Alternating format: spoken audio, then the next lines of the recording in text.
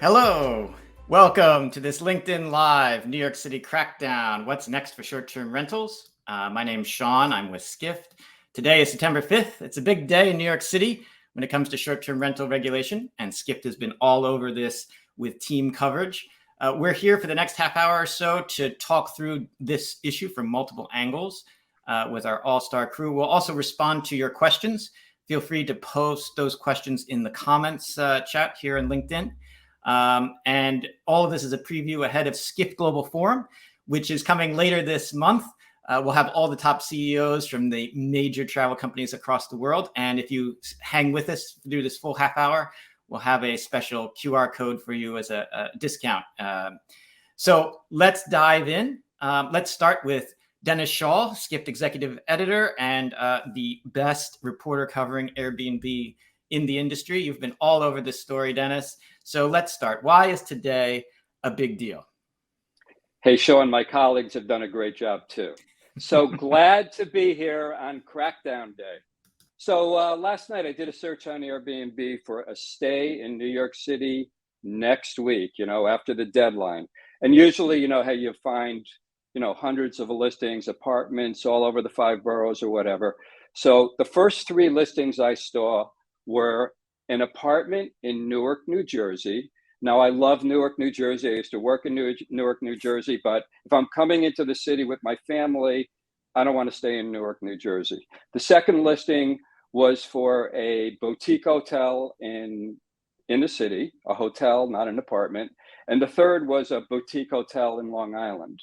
So it's a big vanishing act in terms of listings, the way they're going away. So Skift estimated that Airbnb, which is the biggest player in New York City, immediately lost about 70% of its listings. That's a conservative estimate, could be a lot higher. And you have to remember that the number of listings in New York City as of yesterday, were down compared to pre-COVID 2019. So there's a paucity of listings. So what changes today? The big things that change today is that hosts have to be registered with the city, and they're subject to big fines if they're not registered.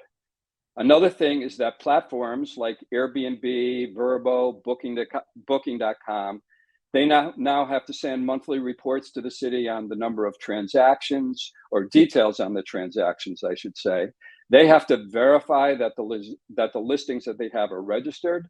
And they too face huge fines for non-compliance. Now, we heard from Booking.com that the city is actually not going to be clamping down today or in the next couple of weeks if they feel like the platform or the host are trying to comply. If the host is, put in an application, but the city hasn't gotten around to approving it, they're not going to be fined heavily right away unless it's like a huge house party or something like that. The actual rules for what a listing in have actually been in place for quite a while. They just haven't been rigorously enforced. So those rules are: only shared stays are legitimate where the host is present, unless the stay is in a whole home or apartment. But for those stays have to be 30 days or longer. There can be a maximum of 2 guests. So forget about coming into the city. If you're a family of 4 or a family of 5, you're going to have to go for, 2 hotel rooms. If it's Christmas time, you could be paying like $600, $700 a room. Gone are the cheap, affordable stays. And then a few things about the numbers. These things should be emphasized, that the city has done a really lousy job in getting ready for this big day, Crackdown Day. As of last Monday, they told Skift they'd received 3,250 registration applications from hosts, and they approved a whopping 257 applications in all of New York City. Oh my goodness, that's crazy. It's nuts. And they've only looked at a quarter of the applications. So either they're slow walking this thing or they're overwhelmed. It's hard to tell. And then just one other thing I wanted to point out, not surprising for city governments, but the city doesn't appear to really know what it's doing.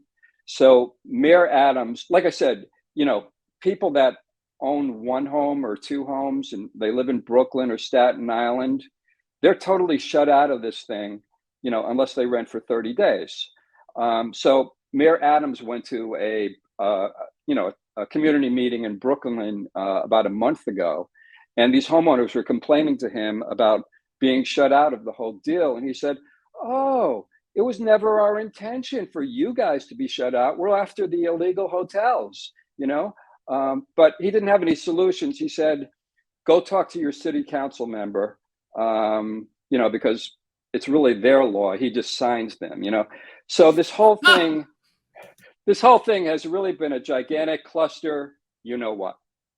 That's what I got to say, Sean. That's hilarious, Dennis. Well, just quickly to say hello to everyone who's joining us. We have people not just in the New York area who are commenting here and joining us on LinkedIn. We've got people from Virginia, from Vegas, from Tennessee. We thank all of you, and feel free to ask your questions in the chat box, because this is an issue, and we'll get to this in a moment, that is going to affect it. Many people are looking at New York City and what happens here for elsewhere, but also other jurisdictions worldwide have touched on this. So I'd like to follow up on a couple of points, Dennis. So I wanted to, kudos to you for, you were the first reporter reporting what the actual percentages were going to be down. Many of those numbers that you gave, the coverage over this weekend about the enforcement that you mentioned with Booking.com. So you've been really all over this. I guess you mentioned there's going to be fines. You said that was one of the things that's new. Like, how big could these fines be? Well, for the platforms, I believe it's $1,500 per booking. So that could really add up. And then for hosts, I think on the third violation, it's a $5,000 fine. Oof. So not insignificant. So when we first started covering this, I could imagine the New York Post doing sort of one of those tabloid headlines where it's New York City to Airbnb, drop dead. But you said that it's also Booking, it's also others. So it's not singling out Airbnb, is that right? Not at all, but Airbnb is by far the biggest player. Vrbo, owned by Expedia, they focus on whole homes. They're mostly in resort locations, not as urban as Airbnb. And Booking.com, they're trying to break into New York City, but they're mostly a European, they're based in Amsterdam. Their biggest presence is in Europe. They're trying to get into New York. And interestingly, I did a search the other day for apartments on Booking.com, and I found, just for one search, 140. Actually, for whole homes in New York City, I found 140 that shouldn't be there. So Booking.com, but they've been in touch with the city. They're implementing an API. They said today it's going to take a few days for it to be operational, for some of those listings to disappear. But no, Airbnb isn't being singled out, but Airbnb definitely has the most to lose. One thing that isn't clear to me, maybe we just don't know, is, on the one hand, are the hosts just voluntarily pulling their listings? Because at the beginning of this conversation, you quoted, you went on, you looked at Airbnb for listings in New York, and the first thing that pops up is Newark, New Jersey, which is not Manhattan. So are people volunteering, or do you sense that Airbnb is sort of playing a role by not allowing the calendaring as they talk about it? Yeah, according to Airbnb, they're blocking the calendar if you're not registered. And if your listing is, if you're trying to rent rooms for less than 30 days, which is not allowed. And they are opening up the calendar to whole homes that accept listings, that accept bookings for 30 days or longer. They're automatically okaying those, because those people that own whole homes, one or two, for 30 days or longer, they don't have to register with the city. Cool. Could we bring up the slide that sort of has the quote about it being 70% of the active listings? I mean, I just want to really, this is the headline number that has gotten picked up by a lot of media from Dennis's reporting, and just about 70% of its 23,000 listings. I mean, as a reporter, you've taught me, Dennis, over the time that, I'm not part of the travel industry. I have no dog in this fight. So with that caveat, what is your sense of the impact for New York, like sort of the puts and the takes? if you live in Brooklyn and you're looking for an apartment, and we have all kinds of real estate speculators there, people with 50, 60 listings, they're taking these houses off the market. You can't find an affordable rental, or your rental has gone up. It's probably good news, you know. But on the other hand, I mean, if you're a traveler, you're not going to be able to come to New York City easily, for Christmas, for Thanksgiving.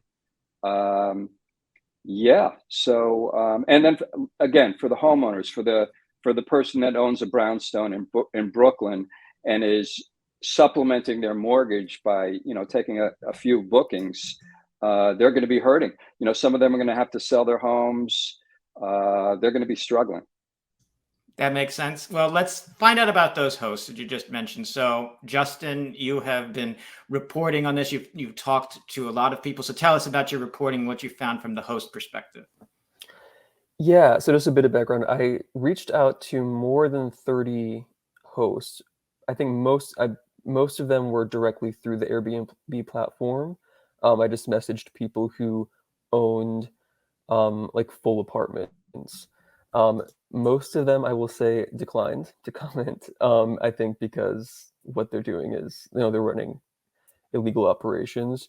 I did talk to a few people, and then also for a bit of background, I wanted to say that some of the hosts, I mean, they can make like thousands in profit a month with just an average booking, and some of those listings are like 1,000 or 2,000 a month for some of the more luxury. So you can imagine it's a pretty profitable business. One person I spoke with anonymously, he said that even though he owns a legal business in New York, the Airbnbs that he runs, that's his main source of income, and he's planning on continuing it like after this, maybe just off of those public platforms, either his own website or he wasn't totally sure yet, but it's kind of expected that that thing is probably going to happen. Some of the advocates that I spoke with expect it to happen, and that might be a little harder to track, but it sort of just kind of depends on if someone reports them or not. So yeah, we'll see what happens with that, I suppose. There was another person I spoke with who, kind of going back to Dennis's point about the brownstones, they own a house, a duplex in Brooklyn, or in Queens, and he manages an Airbnb on behalf of his parents who need to rent out the other side of their duplex to supplement their income. And they think that they'll probably have to move out of the city, even though they've lived there for 30 years. And there's actually a coalition of these types of people. I included it in my story about them needing to do that, and this sort of their argument is like they own the property and they should be able to do that if they want. I think the other side of the argument is that they're taking thousands of rentals off the market, so there are definitely two sides. And then someone else I spoke with in Brooklyn, she's someone who believes that she's in compliance with the law and always has been. She rents 2 bedrooms in her house. And the problem, though, is that she applied in July and still hasn't heard back. And so even though she believes she'll be approved, her bookings have been blocked. She's been blocked from being able to, make additional bookings. And so it's affecting their income too, which is frustrating for that type of situation. Yeah, that's very interesting that law-abiding person like her is getting snagged on this and is not having income coming in because the city hasn't yet gotten through and approved things. Is that the right way to understand that, Justin? Yeah, I mean that's what I've heard from more people than just her. And one of the main advocates for the law that I've heard has said that the city's just been slow with hiring people, and they're just now kind of starting to, and so that's one of the reasons why it's so late, taking so So when long. you went into reporting this, and before you started talking to people, like you may have had a thought or a guess, and then the way you've done the reporting, did anything sort of surprise you, or was it pretty much come out the way that you sort of expected?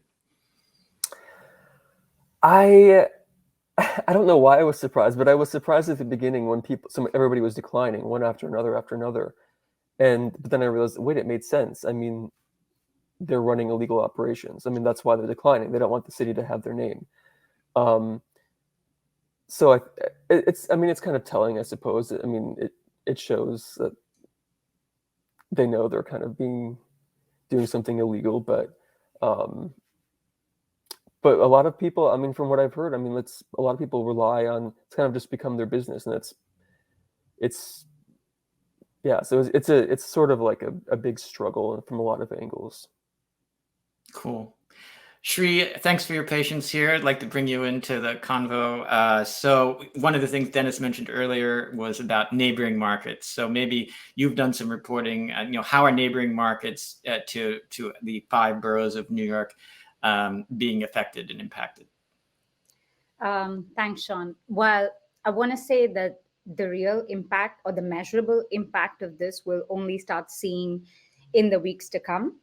But from the data that I just kind of parsed through, some counties, I think it was Nassau County and Westchester, have seen some listings go up for, the ideal, like 7 to 14 day bookings or 3 to 4 day bookings. You could think of these as like, either people coming into the city for a conference or something specific event related, or even it could just be like the summer, travel demand. But I think what's going to happen is that there are regulations in place even in New Jersey or any of these counties. It's just that they were not as densely populated, and they're also whole homes.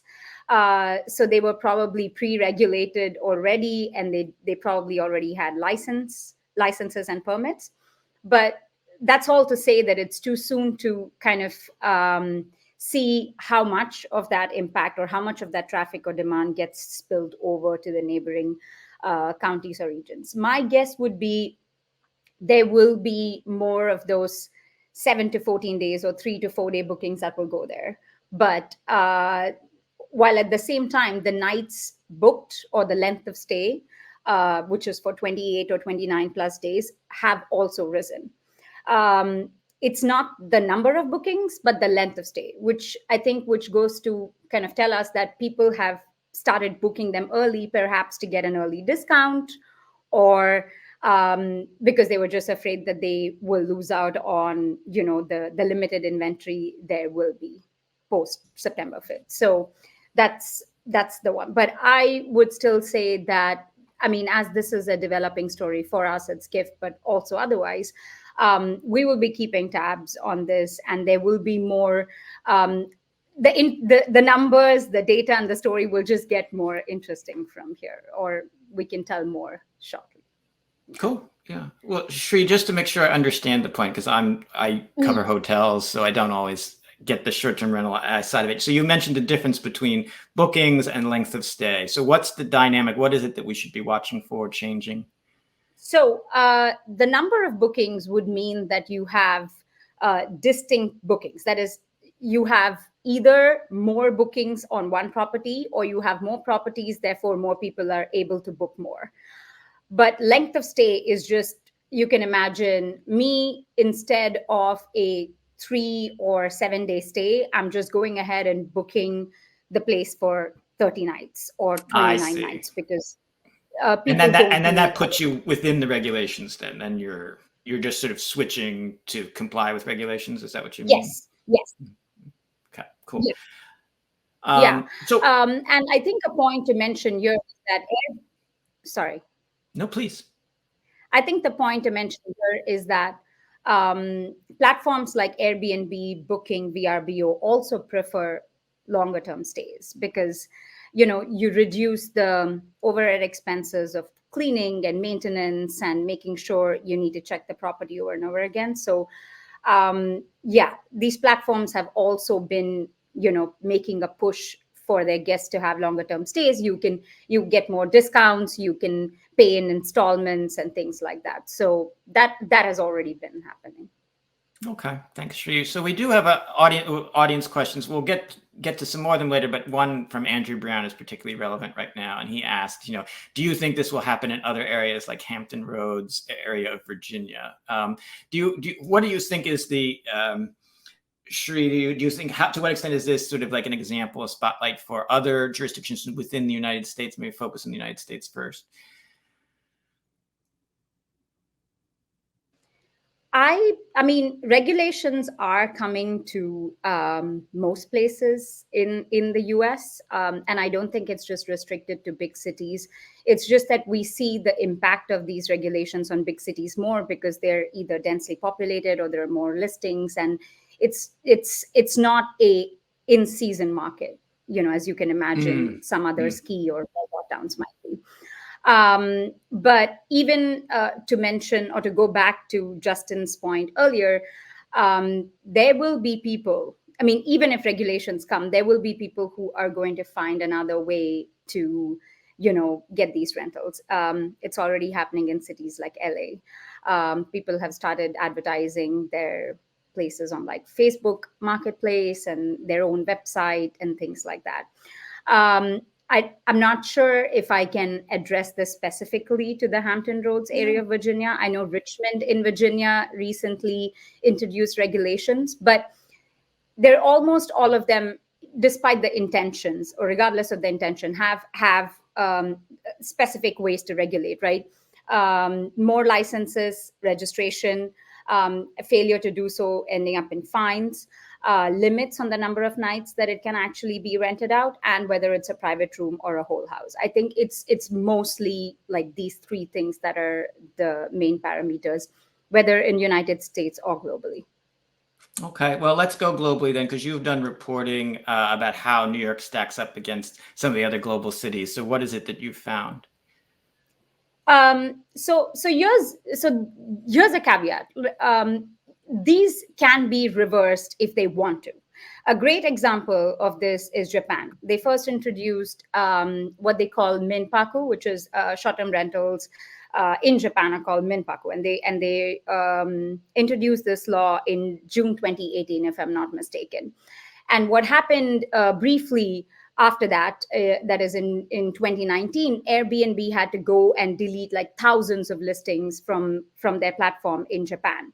But in January this year, the government, or at least the local government in Tokyo, said that they're going to relax some of these rules because they want to balance like the demand from tourists having to stay, also to perhaps possibly avoid, price gouging from hotels. You probably know more about that than I do. So, I mean, I think governments realize that this is filling up a big space in terms of accommodating people and global travelers. It's just, I think everyone finds it hard to find the balance. Now, if you were to look at London, there's something else that's happening. London has 33 boroughs, and I think latest data showed that a lot of landlords in about 15 boroughs want to not have their property listed as short-term rental, but rather a long-term rental, because they just don't want to get into it. In Amsterdam, a similar thing happened. I think Amsterdam first introduced 2017. They revised the law in 2020. After that, they saw a drop of 60% of the listings were gone. But what started happening was the number of professionally managed properties were on the rise, because those are the only people who are willing to stay in the market. They have huge investments. They're either backed by big companies. They're not individual hosts or owners. So, yeah. That does seem to be one of the unintentional side effects of this, might be to actually encourage more professionalization, and sort of takes this sort of, it's a very good side hustle if you want to start it as an entrepreneur. It's a very easy thing. That was one of the reasons why Airbnb got an early start for sort of people, and it would be kind of an unusual, it would be a surprise side effect if this kind of increased regulation speeds up the professionalization. Dennis, I have a question for you from the audience. Seth Borko has a question about how important is New York City to Airbnb? Well, Seth, Airbnb reported last year that it generated about $85 million in revenue from New York City alone. And that is only about 1% of Airbnb's total revenue in 2022. So it's not a big bit. But New York City is a high profile market. And don't forget, I think probably years ago, New York City was probably a larger percentage of Airbnb's revenue. I'm just guessing, but then all these restrictions have come in over the years. It's just now they're being enforced. So I guess the danger is that other big cities, if we have 10 or 20 cities going the route of New York City, big cities, then that down the road could certainly hurt Airbnb's revenue. But right now, it doesn't have a material impact on Airbnb's financials. Okay. We have a question from Aditya Ugali. He asks, is there any reason why New York City is sort of pushing against Airbnb? Is it because of the high cost of living? With that, do you have any sense of what has provoked New York City to start instituting fines? And these laws have been on the book for some time. So part of your pointing is they're really trying to put teeth into them. Yeah, I can answer that. I mean, I think the biggest reason is lack of housing in New York City. I mean, it's kind of like common knowledge that people would say that there's just a lack of housing. People would say they're in a housing crisis. And in that case, there are people who have very strong feelings against having tens of thousands of apartments that could be on the long-term rental market, having them on the short-term rental market for tourists, when there are people who are from New York City who want to stay there and live there. That makes sense. And I think that's the case everywhere too. So everywhere, Sean, you mean in other markets? Sean, go ahead, Dennis. Yeah, I have a question for you.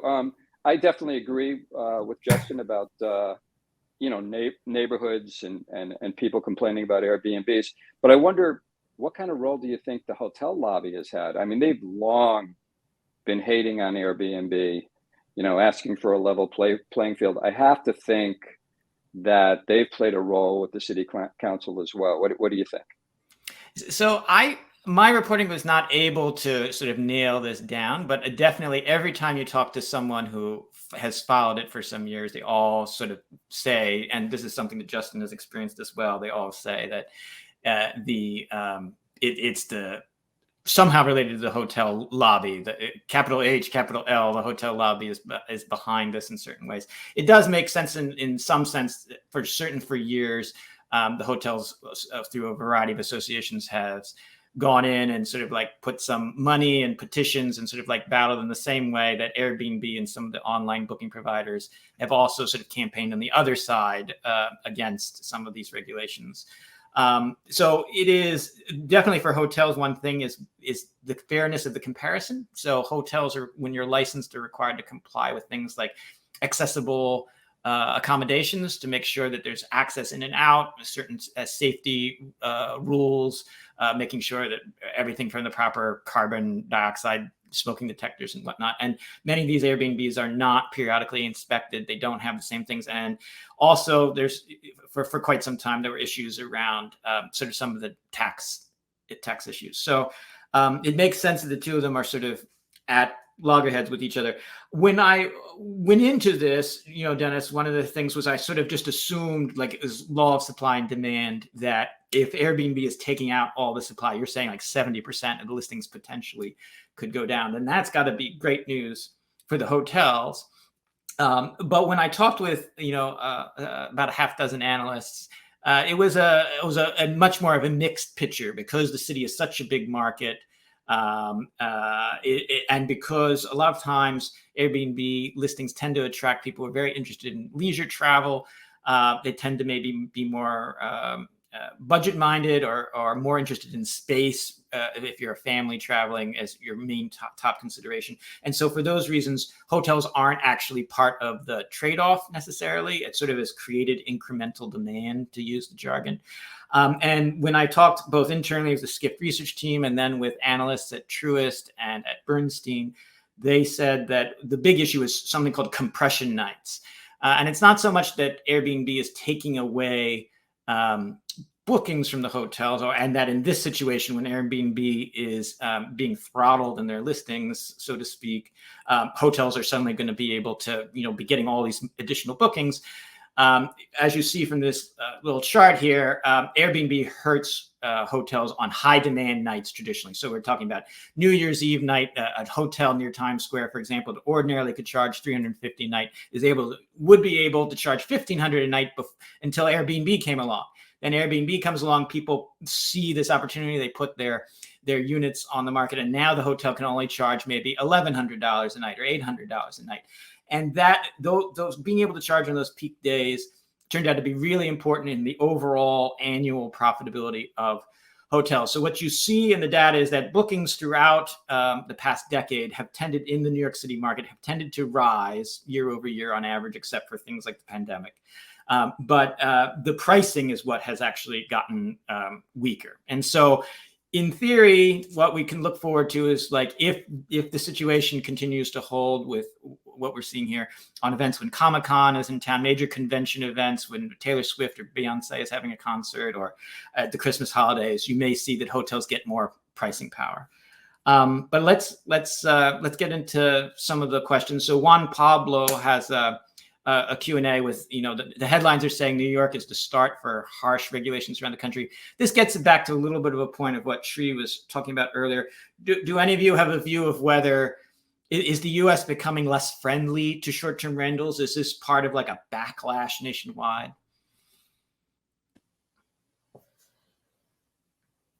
Yeah, I would say, I don't know about, I think people are just trying to find a balance. I think people can see the value in a short-term rental, but I think because it's so profitable, so many people have tried to start businesses there, and it's overrun a lot of cities. And I believe the New York law was modeled after Santa Monica, California. That's what I heard from talking with someone who helped write the law. And then I think it was a similar law was enacted in San Francisco.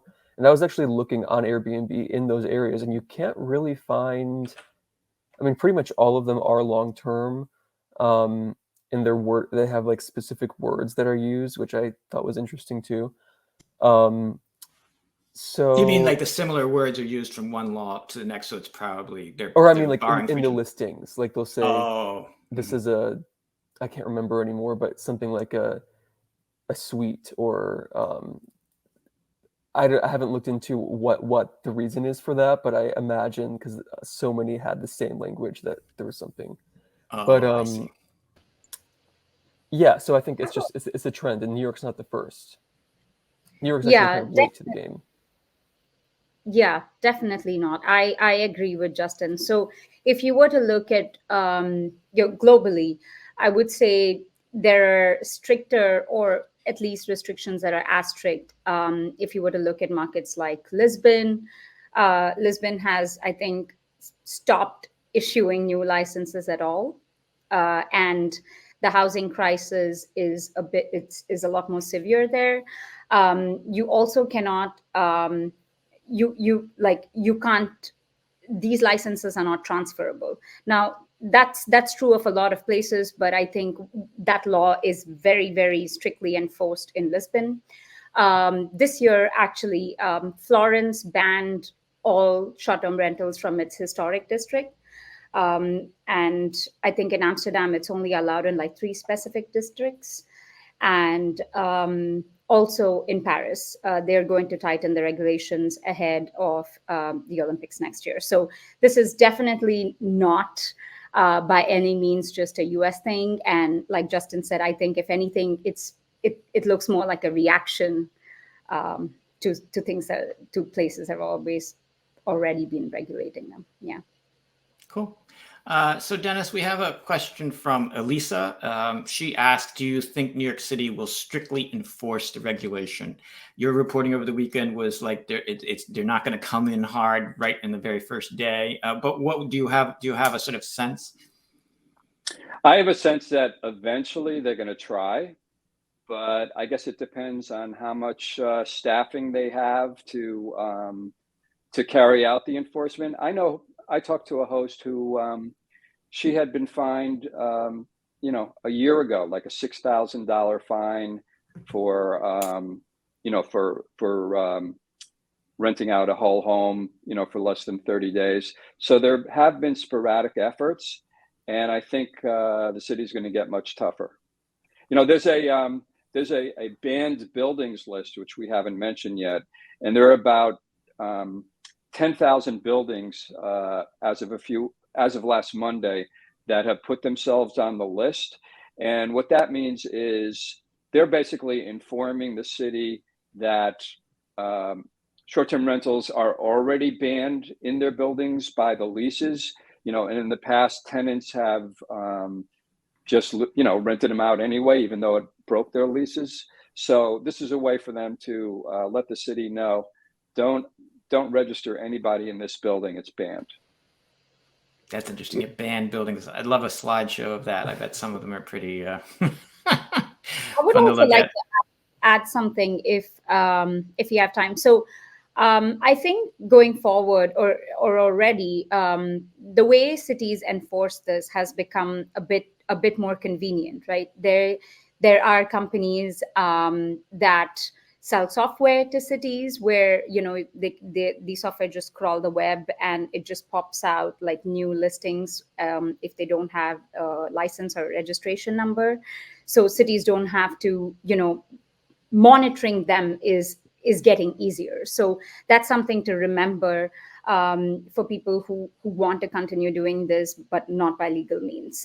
It's becoming easier to identify bad actors. So That makes good sense. And I'll ahead, add too Dennis. quickly Oh, sorry, that what I heard from one of the main housing advocates in support of the law, he was expecting that probably in 2 years that virtually all of like the illegal, quote unquote, illegal hotels will be pretty much gone. So that's their sort of timeline estimate. Justin, I just wonder, one of the things I loved about your reporting was you were talking about all the ways that hosts are going to find to get around the rules. There's such demand for short-term rentals in New York City. People are going to find a way to flout the rules. I wonder how those professional hosts are going to get around it. The ones that are running those illegal hotels, it'll be really interesting to see if they're really going to get shut down or if they're going to find loopholes, find ways to get around it. Oh yeah, I'm sure. I mean, I'm sure people will find ways to get around it. Not everyone, obviously. I think a lot of people will be deterred because it'll be a lot of effort, but especially the people who already have repeat customers, and I think a lot do, especially some of the luxury apartment people. But I think their own website, their own maybe offline system is something I've heard. Like, I mean, maybe even just like via Facebook groups and things like that is a possibility. There's also risk of a lot of scammers getting involved too. But yeah, I think it'll happen. We'll just probably won't be out in the open as so much, but we'll see. If you rent an Airbnb, what's the first thing the host does? The host gives you their WhatsApp number so they can talk to you directly and you can book with them directly the next time. The only thing is, why do platforms like Airbnb exist? Because they do marketing on behalf of hosts. It's going to be tougher for those small-time hosts to get those direct bookings that they want. They're going to get some, but I wonder if they're going to get them in the numbers that they can through Airbnb and Vrbo or whatever. Right. It'll have to be through word of mouth, I suppose, mostly. Yes, we have about 3 minutes left. I guess just building on that, Marguerite in the comments made sort of a point that amplifies this. It does seem like it's we're going to, the irony of the situation, if irony is the right word, is that it's going to maybe favor the professionals who are going to be able to do just like what you say. They're going to be better at routing around these problems. And then that actually may hurt the homeowners, because you're now, instead of dealing with a lot of little local people who are just entrepreneurs, you're going to be having homeowners. We had one question from Alexandria who said, are you expecting average daily rates to decrease for the short-term rentals with the new 30-day requirement? That's kind of an interesting point to me, is that, Airbnb and the other platforms may see the average daily rates that they generate out of New York go down on average during this period while you're adjusting. Dennis, would that intuitively seem plausible, or? I'm not sure, because if there are fewer, fewer properties available for rent, why would the average daily rates go down? They'd be more in demand. But Shri, I saw you nodding your head. Do you have an idea about that? I was just going to point out the example of a place like, say, Amsterdam. Average daily rates, at least in the short term, will not go down. They will only go up, because the ones that will remain are professionally managed properties. And I think they will kind of display the professionalism, front and center. So I don't think we're going to see ADRs go down. But yeah, as the length of stay increases, people might get more discounted stays because they are longer. But yeah. Very cool. Yep. And one of the DD also had an interesting point that this may possibly hurt New York City if you're trying to have a recovery after the pandemic, to take away some of the more affordable lodging for some period of time during the fall. It may have a side effect. Unfortunately, we can't get to all of the questions. Yes, Dan, it's true. Brian Chesky will be attending Skift Global Forum, and we expect to ask him about this topic at the event. And on that note, we'd like to encourage all of you to attend Skift Global Forum. Thank you very much, Dennis, Shri, and Justin, for this conversation. We want to sort of leave on this opportunity for everyone attending here to have a special QR code in order to get a discount to Skift Global Forum. And yes, Brian Chesky this will be like he's been a regular attendee, speaking on stage in conversation with our CEO, Rafat Ali. Thank you very much for everyone for participating. I really enjoyed and learned a lot in this conversation. I hope you have a good rest of your week. Thanks. Thanks, Sean. Thanks.